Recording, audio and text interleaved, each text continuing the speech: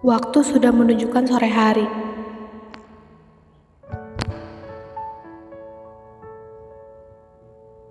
Kami pun bergegas mengemasi barang kami untuk melakukan pendakian.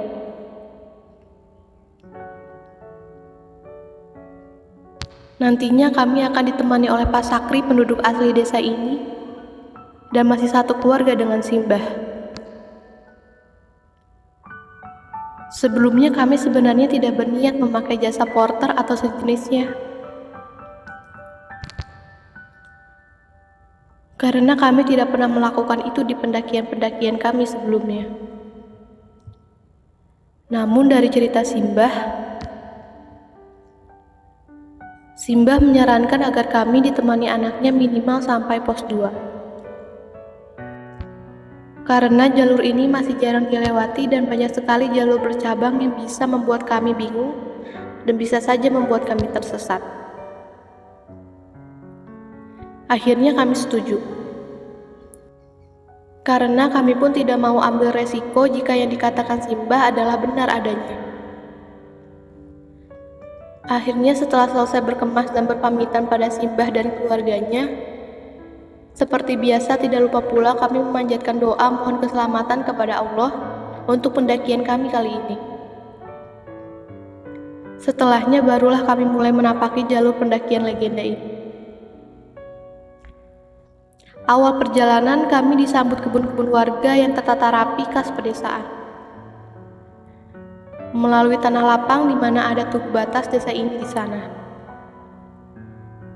Lalu kami disambut kebun karet yang pohonnya menjulang tinggi berjejer rapih, seolah mengucapkan selamat datang pada kami semua. Selepas melewati kebun karet, kembali kami menemui perkebunan warga. Dan di sanalah kami menemui Pak Sakri untuk pertama kalinya. Pak Sakri seperti yang sudah saya ceritakan sebelumnya, usianya mungkin kurang lebih 40 tahun. Tubuhnya kurus namun berotot khas penduduk desa yang suka bekerja keras. Pekerjaan hari-hari beliau adalah berkebun, sama seperti penduduk lain desa ini.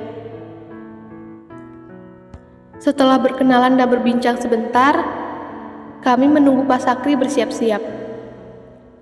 Pak Sakri sebenarnya bukan porter yang seharusnya menemani kami, tapi anak mbah yang satunya yang mengantarkan kami bertemu Pak Sakri inilah yang seharusnya menemani kami sampai pos 2. Namun karena satu dan lain hal, akhirnya Pak Sakri menggantikan posisinya.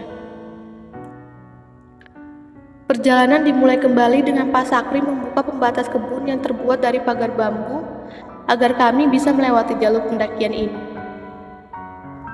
Dengan ini jelas memastikan bahwa jalur ini bukan jalur pendakian umum biasa.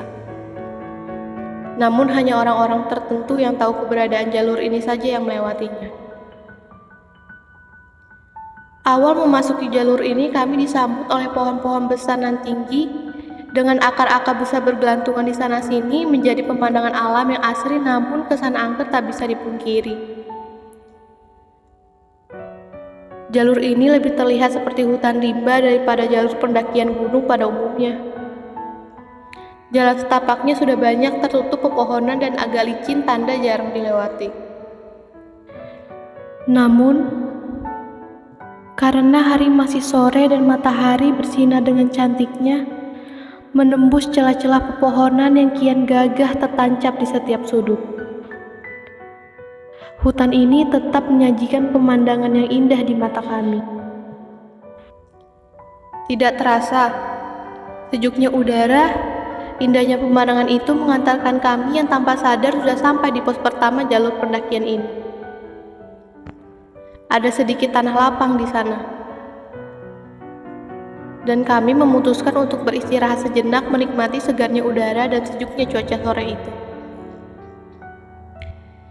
Di sela-sela istirahat, saya dan Widi menggunakan kesempatan itu untuk buang air kecil. Seperti biasa, kami pun mencari celah di balik pepohonan dan tidak lupa untuk bilang permisi karena bagaimanapun kami adalah tamu di tempat ini. Setelah menemukan tempat yang pas, saya dan Widi berjaga bergantian. Saya lebih dulu, baru Widi. Teman kami yang lain pun turut melakukan hal yang sama. Istirahat sejenak sambil mencari celah pohon untuk buang air kecil. Panji salah satunya.